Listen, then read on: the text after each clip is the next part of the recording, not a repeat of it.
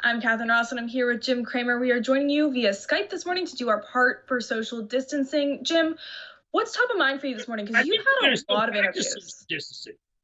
There was some question there. Are we going to stop practicing that? And I don't want to stop practicing as much as I love you because I don't have the confidence that we're going to get tested and be able to be tested and get back to work. If we're going to stop doing social distancing, I want both serological testing where they take my blood and actual testing, because the last thing I ever want is to go back to work and get sick.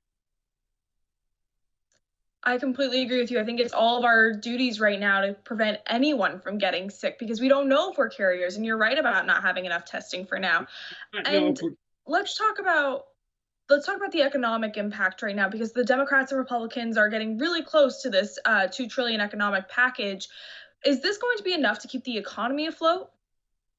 yeah, well, it can be levered if the Treasury Secretary would get 500 billion, of which he agreed this morning in my interview when I asked Speaker Pelosi. He agreed to have oversight, any oversight that she wanted, but that can be levered up to 4 trillion. That can keep the country in business, but doing nothing until we get test.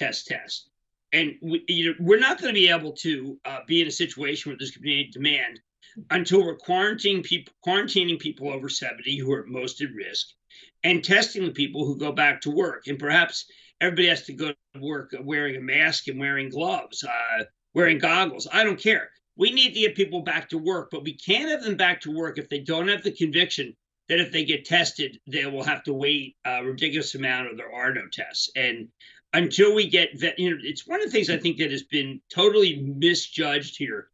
A lot of people who think we should go back to work are people who say, hey, listen, and you'll do fine if you go back. And the answer is, you need a ventilator if you're having trouble breathing. And we don't have enough ventilators. So it's not just that that we needed to flatten the curve because of hospital beds. We don't have enough ventilators, and we don't have enough testing. And that puts us far behind South Korea, so far behind Taiwan. Now, those were countries that had to deal with SARS. Obviously, far behind the new China after Wuhan, and puts us in league perhaps with Milan. And we're not ready for Milan. We're just not ready for it. Speaking of not having enough ventilators, Ford did announce this morning that it's partnering with GE Healthcare and 3M to create face shields and ventilators. And as much as I appreciate the humanitarian side, I do want to talk about the business side of things. Do we need to see more partnerships like this in order to reassure the investor?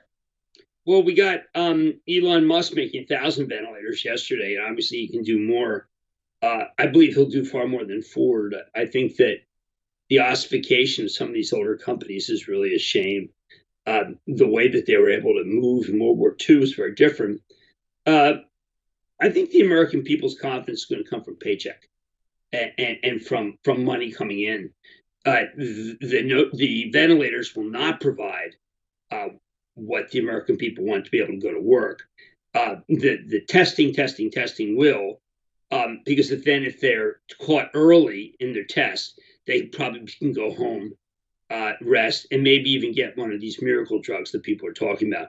We actually have not done enough science on the miracle drugs.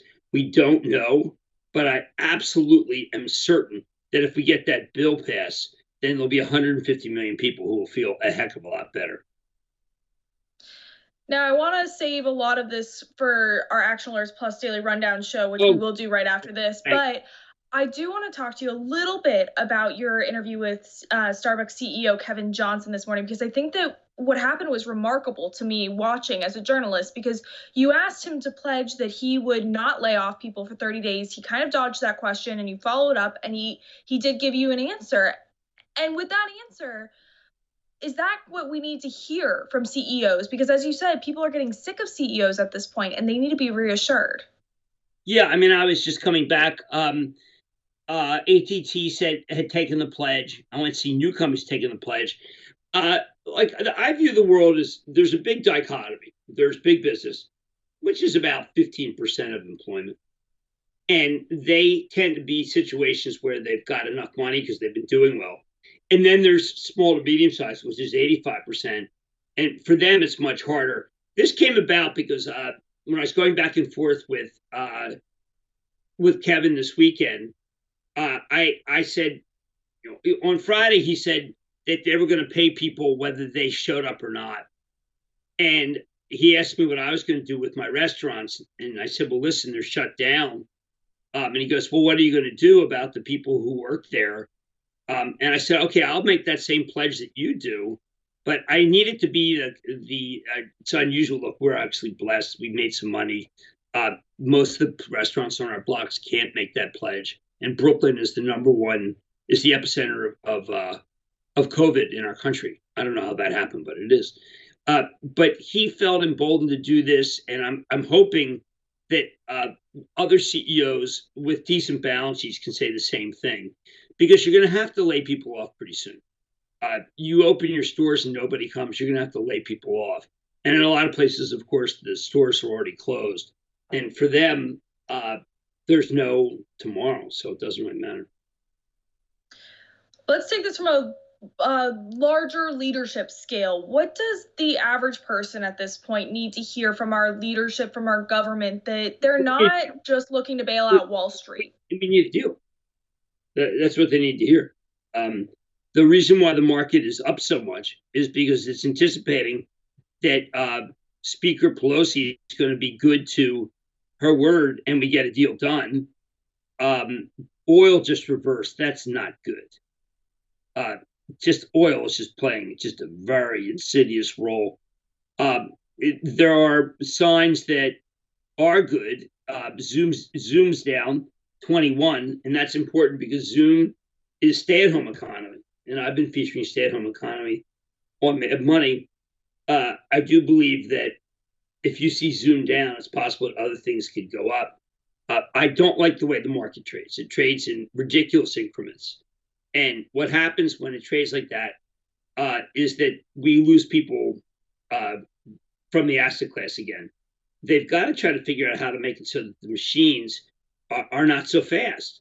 Because what happens is, let's say you wanted to buy some NVIDIA. Okay, you come in and want to buy some NVIDIA. Well, it was up 30. I mean, it's up 30. Nothing happened to NVIDIA. So there's a lot of stupid things, and they happen to be done by machines. There are very few people who come in and say, listen, I'm going to buy NVIDIA up 30.